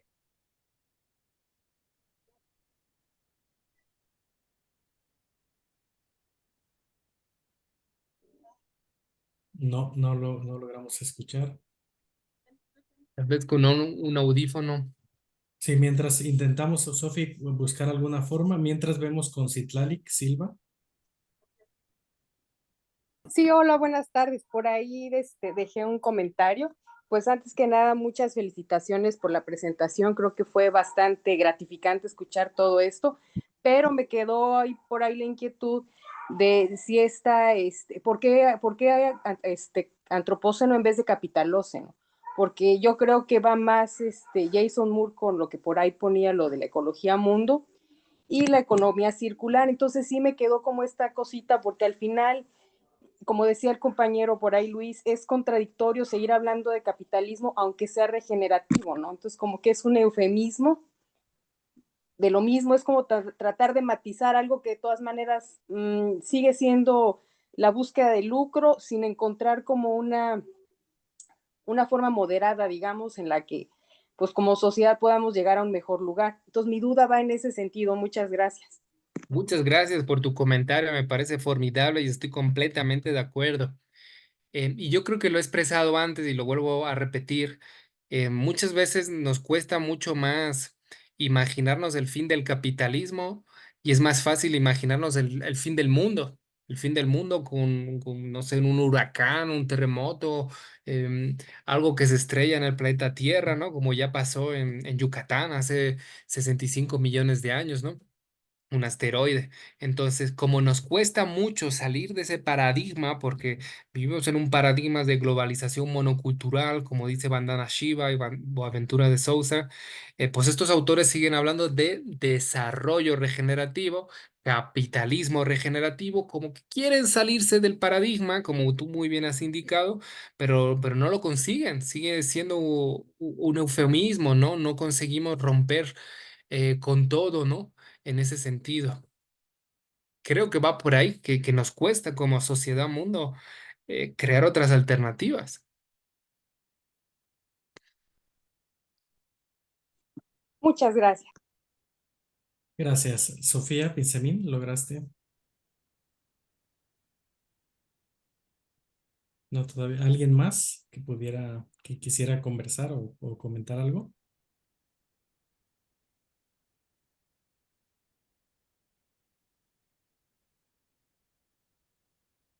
Yo, doctor, buenas Adelante. tardes. Adelante. Bueno, veo que hay varias preguntas que están depositadas en el chat. Voy a recuperar una de ellas y agregar alguna idea mía. Ya lo ha comentado anteriormente el compañero Luis y me gustaría saber si se considera la complejidad que obviamente es inherente a la aplicación práctica de la biomímesis en el desarrollo generativo. ¿Cómo pueden superarse estos múltiples desafíos técnicos, económicos y culturales para poder integrar eficazmente los principios de la biomímesis en los sistemas humanos para maximizar el potencial, ¿no?, de sostenibilidad a largo plazo? No sé si entendí tu pregunta, Ale. Ajá. Mi pregunta es, Más era una reflexión. ok, ¿de qué manera? Ayúdame. Sí, ¿cómo podemos nosotros superar los desafíos técnicos, económicos y culturales para apropiarse de los principios biomiméticos, ¿no? Porque sabemos que existen, ¿no?, estas trabas técnicas, económicas y culturales. O sea, entonces, ¿cómo utilizar los principios biomiméticos superando estos desafíos? ¿Cómo se pueden superar estos desafíos para aplicar los principios de la biomímesis? Bueno, excelente pregunta. En algunas de mis investigaciones descubrí informes como por ejemplo el de Reporteros Sin Fronteras, donde nos muestran que apenas 6 corporaciones del mundo de la comunicación, de las telecomunicaciones, es decir, prensa, televisión, internet, radio, tienen más de 9,000 periódicos, canales de televisión, etcétera, y representan en torno al 90%. Es decir, sufrimos una gran manipulación de masas en todo. De hecho, estas grandes corporaciones venden artículos. Cuando yo daba clases de relaciones transnacionales en Brasil, yo les mandaba leer artículos en distintos periódicos de distintos países.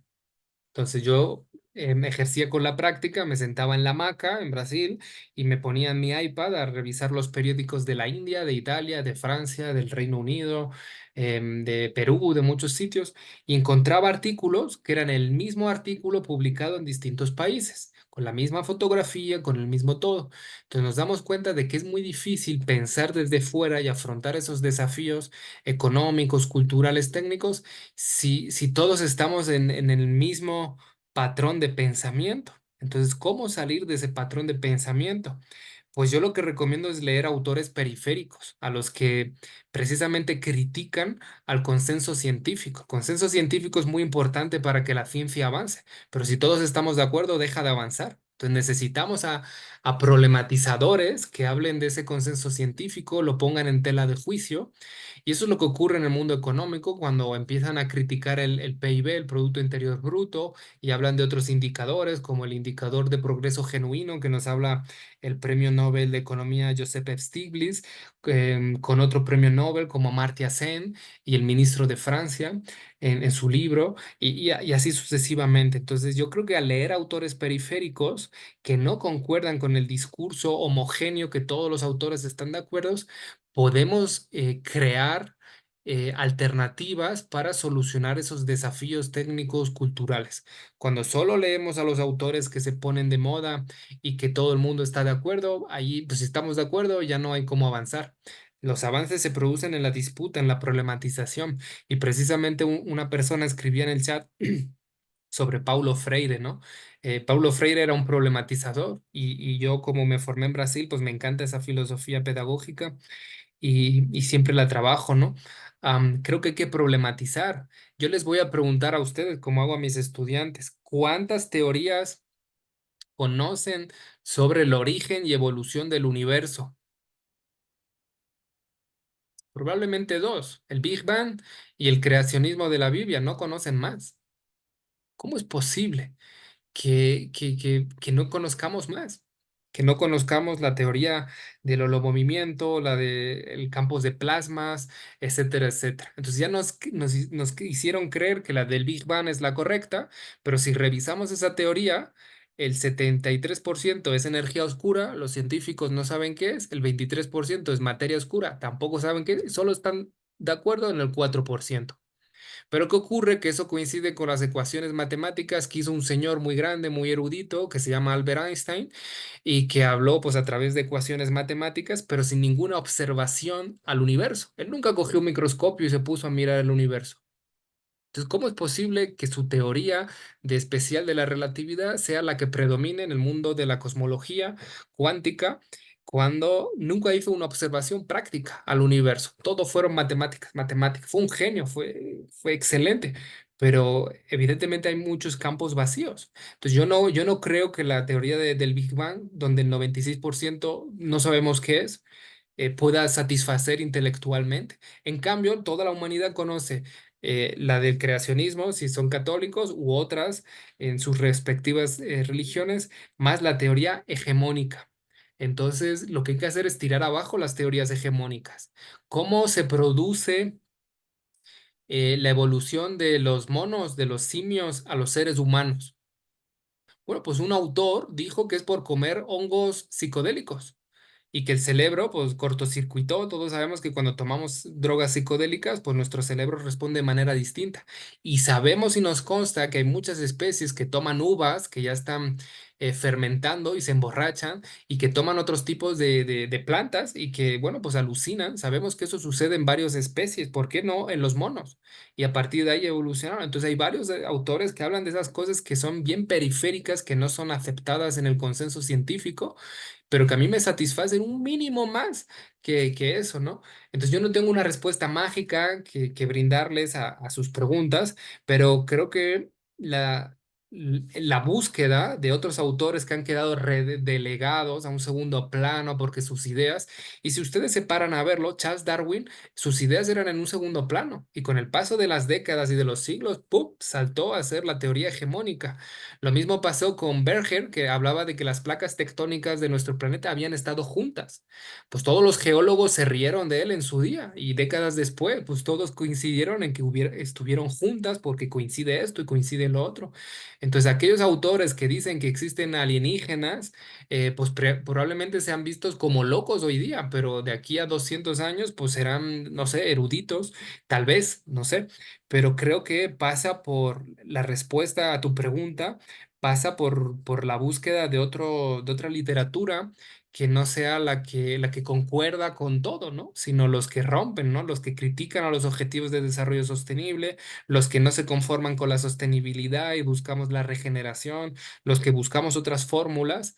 Em, yo me quedaría con esos autores problemáticos, con los que van contra el método científico, como Feyerabend, de que no cree que un solo método sirva para todas las ciencias, y efectivamente no sirve. Entonces, sobre todo desde la irrupción de la mecánica cuántica, ¿no? Donde existe el principio de incertidumbre y no se puede calcular, pues, la posición y la velocidad al mismo tiempo, como si ocurre con la mecánica clásica, física, newtoniana, ¿no? Entonces hay que tener en cuenta que existen también distintos niveles de realidad ontológica y eso implica conocer de mucha ciencia. Por eso yo abogo por la transdisciplinaridad y por no comprar discursos, incluso ni siquiera el mío, ¿no? Hay que dudar de todo lo que yo les he dicho de biomimética, de regeneración, porque ese es el camino hacia el progreso, ¿no? Gracias, doctor. Gracias, Súper. profesor Martín. Chévere. Sofía, ¿será que recuperamos? No. Bueno, pues creo que vamos a quedarnos con estas reflexiones. Creo que has apuntado digamos, a esta problemática en diferentes capas, ¿no? Una capa a nivel científico, digamos, lo que se necesita precisar y comprender que se está haciendo en otras ciencias acerca de las relaciones entre diversas entidades, los efectos, las relaciones que tiene cada ser con otro, ¿no? Y luego una a nivel filosófico y también ya a nivel del relacional, ¿no? De la forma en la que nuestra especie se ha relacionado y ha construido esas relaciones con lo que existe, con lo que hay, la forma en la que ciertas personas o ciertos grupos ven a lo que se denomina naturaleza como separada de ella y otros que eso hemos aprendido mucho en Latinoamérica como al ser parte, ¿no? Es como que no es esta separación tan distante de decir aquello y lo que existe fuera de mí y yo de manera independiente, sino como parte integral, ¿no? De la tierra, de los animales, de lo que existe en sí mismo. Entonces, esta visión de la filosofía regenerativa nos ayuda a pensar precisamente en quizá una forma de posicionarnos de manera distinta, no solo pensar en la devastación y cómo tapar los hoyos que estamos dejando, o una especie de tapadera, o no sé cómo mencionar, que el capitalismo ha establecido para que los destrozos que está haciendo pueda justificarlos a partir de un modelo, es decir, destrozo y después hago elementos para solucionarlo, hacia otro modelo que es más bien cómo hacer una convivencia más productiva en el sentido no de producción capitalista, sino productiva en el sentido de vida, ¿no? De generadora de vida, de condiciones de existencia. Esto que decían de la Gaia, que decían ¿no? Nosotros finalmente, si no ponemos atención como especie, vamos a desaparecer y vendrán otras, ¿no? Entonces, quizá no está en juego la vida completa, sino la vida humana. Incluso viéndolo desde el punto de vista más egoísta, podría decirse, bueno, es que la vida humana es la que está poniéndose en riesgo al aniquilar otras formas de vida. Entonces, no sé si quieres anotar algo más, Javier, antes de... Bueno, precisamente eso que tú estás diciendo, Martín, em, es algo que se está poniendo ahora en tela de juicio y cada vez estamos más cerca sin darnos cuenta, ¿no? Recién salió nuevamente reelegido el presidente de Rusia, Vladimir Putin, y dijo que nos acercamos a la Tercera Guerra Mundial, ¿no es cierto? Dijo en declaraciones oficiales, ¿no? Claro, yo entiendo que Estados Unidos queriendo revivir la OTAN y mandando tropas a un país vecino que hace frontera con Rusia, como es Ucrania, pues no tiene que sentarle muy bien. Y claro, si entramos en conflicto, en lo comúnmente llamado yo la tengo más grande, yo la tengo más grande, pues al final tenemos la potencialidad tecnológica nuclear de autodestruirnos con apretar tres botones. Em, Existen muchas cabezas nucleares para eso, ¿no? Y bueno, yo creo que estamos en una encrucijada de autodestrucción y de hecho hay estudios de astrofísicos que hablan de civilizaciones interplanetarias y hacen categorizaciones de las mismas en función de los recursos o de la fuente energética principal, ¿no? Nosotros lo estamos haciendo de la propia naturaleza, mientras que otras más avanzadas hablan de que lo hacen del Sol o de otras estrellas del mismo sistema de cúmulo y de supercúmulo, que son medidas organizacionales de las galaxias. Entonces, conforme tú vas sacando energía de las estrellas más cercanas, tienes una civilización mucho más avanzada, ¿no? Entonces, existen estudios que cuando ponemos a dialogar la astrofísica con la antropología, con la economía y demás, pues llegamos a otras conclusiones, ¿no? Pero además, cuando le sumamos los saberes de miles y miles y miles de años de esos mitos y de esas cosmovisiones que tienen algo que todavía sigue siendo presente y muy vigente, yo creo que podemos sumar unos puntitos más al conocimiento humano. No se trata de sustituir la ciencia por lo ancestral o lo ancestral por la ciencia, sino de ponerlos a dialogar y entender que es una espiral. Nosotros sabemos que en Occidente el tiempo es lineal, pero otras cosmovisiones latinoamericanas el tiempo es circular. Yo creo que la epistemología también es un cono circular. Entonces, si nosotros cogemos de base los saberes ancestrales y nos vamos nutriendo de esos avances tecnológicos, y no dejamos que el capitalismo o el afán egoísta, patológico de ese sistema que asesina pues, la naturaleza, sea el que domine esa tecnología y sea al revés, y pongamos la tecnología al servicio de la naturaleza, que nos conectemos espiritualmente, pero eso pasa por un cambio en tres grandes dimensiones. Yo concuerdo con Edgar Morin, él nos habla de la reforma política, de la reforma educativa y de la reforma del pensamiento. Entonces, todas están concadenadas, necesitamos acciones políticas, necesitamos otros sistemas educativos distintos, con escuelas regenerativas, y necesitamos otras formas de sentir y de pensar, de convivir entre nosotros con el resto de la naturaleza.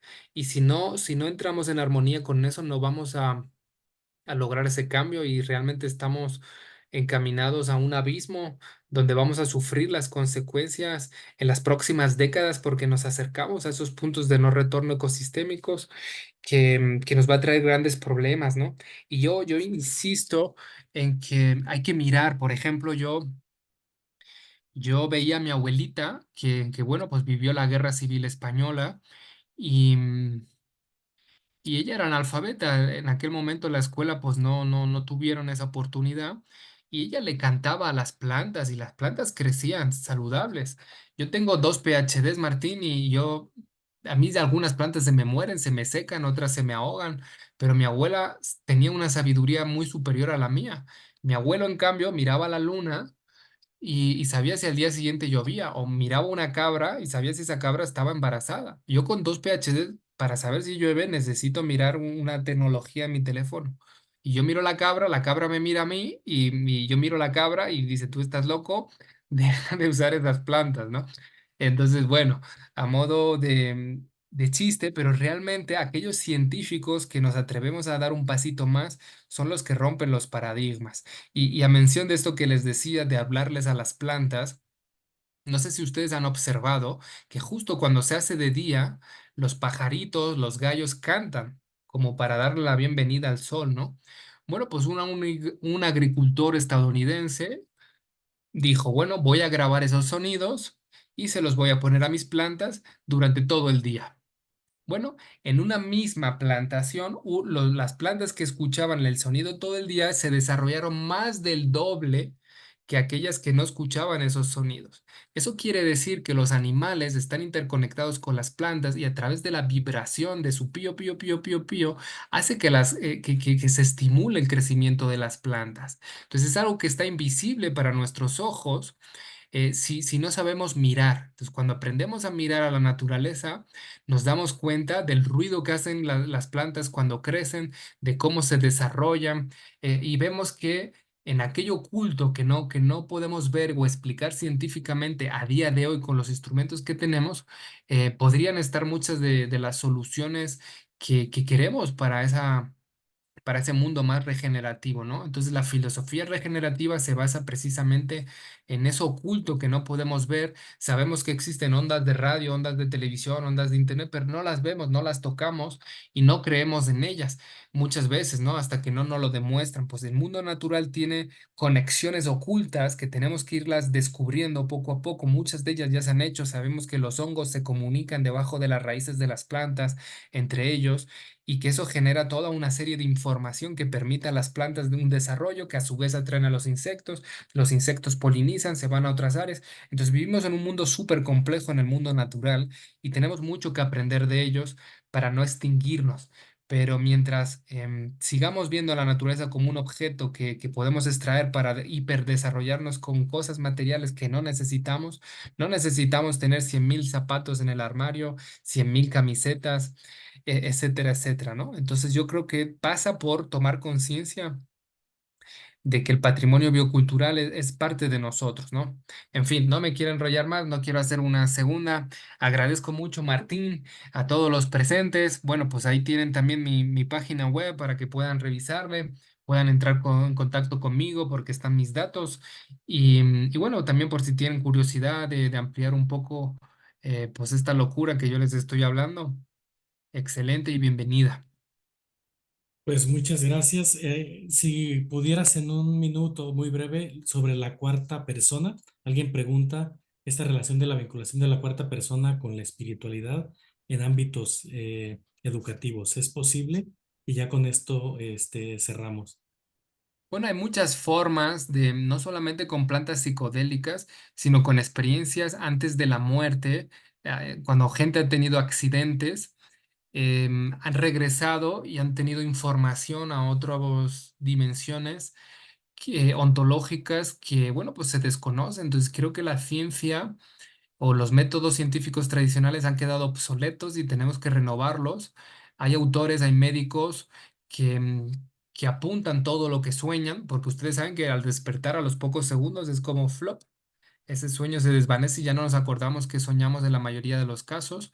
Entonces, em, esa cuarta persona lo que nos viene a hacer es como una introspección espiritual de quiénes somos, dónde estamos, hacia dónde queremos ir y qué tenemos que hacer en esa dirección, ¿no? Entonces ahí, en algunas culturas latinoamericanas, aparece la figura del yachay o del chamán, que es el que te guía en ese viaje espiritual hacia tu propio mundo interior, ¿no?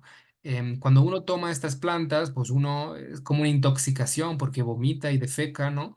Y es bastante fuerte y no es algo de entretenimiento porque es una medicina muy, muy fuerte que, bueno, pues te puede hacer tener un viaje muy malo, entonces no, y de hecho pasa muchas veces, y tenemos que prepararnos, tenemos que dejar de comer carne, tenemos que dejar de tomar alcohol, y es una preparación psicosomática entre cuerpo y mente, porque vas a recibir los espíritus de tus antepasados para guiarte en una mejora de toma de decisiones futuras.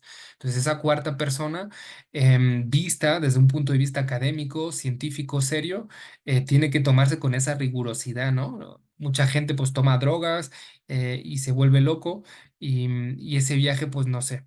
Pero bueno, pues ahí hay mucha documentación y este antropólogo pues es un PhD en antropología en Brasil que hace estudios en este sentido e indaga también neurocientíficamente qué parte, la amígdala, el lóbulo frontal, qué es lo que se activan y obviamente eso tiene unas consecuencias porque normalmente liberamos mucha serotonina, mucha dopamina y después nuestro cerebro ya no tiene. Entonces se produce como una depresión muy fuerte. Es como el éxtasis, ¿no? Que la utilizaban los psicólogos en los años 60, pero una vez que los hippies empezaron a tomarlo y empezaron a quejarse de las políticas imperialistas en las guerras de Vietnam y demás, pues lo ilegalizaron porque les permitía llegar a otras conclusiones, ¿no? Entonces, claro, las drogas, como cualquier otra cosa, tiene su parte negativa. Entonces, no sé si con esto respondo un poco a la pregunta, pero más bien, pues yo le invito, les dejo como deberes, entre comillas, pues que sigan indagando, que bueno, pues que se queden con varios conceptos que he traído aquí, que he intentado, pues, em, combinarlos en esa pequeña parte, ¿no? Y bueno, pues espero que haya una segunda oportunidad, que podamos hacer la segunda versión en unos meses y que podamos retroalimentarnos nuevamente. Martín, muchas gracias. Seguro que habrá momento, Javier, pues te agradecemos mucho de parte de la universidad, del seminario, de todas las personas que estamos acá. Un abrazo grande a Ecuador, para ti, para tu familia, para la pequeña que ya está deseosa Ya mismo se despierta, de me ti. toca. Y pues tomarte ese tiempo. Esperemos que haya futuras interacciones, seguro las habrá. Y bueno, ya podemos googlear el nombre de Javier y Collado y va a haber información sobre publicaciones, sobre lugares donde está y sobre su trabajo. Entonces, gracias a todas, a todos que estuvieron en esta primera sesión. Arrancamos muy bien el seminario y bueno, es un agradecimiento por ello. La siguiente sesión es el día 2 de abril con la ponencia Diversidad Biocultural y Saberes, un enfoque ontoepistemológico de las meliponiculturas, es decir, de las abejitas, ¿no? De todas estas culturas con base en la cuestión de la conservación a través de abejas. Bueno, un abrazo grande y que estén muy bien. Muchas gracias, Martín. La segunda la hacemos física en Chiapas y con un mezcal, verás. Perfecto, excelente. Con posh. Acá sería, bueno, lo podemos traer de Oaxaca el mezcal, no está mal, pero acá tenemos otras bebidas que podrían también El ayudar. queso tan rico que tienen ustedes también. Sí, el posh, con posh y con mezcal. Muy bien. Muchas gracias y Gracias. con pozol Pasen también. bien. Hasta pronto. Chao. Adiós.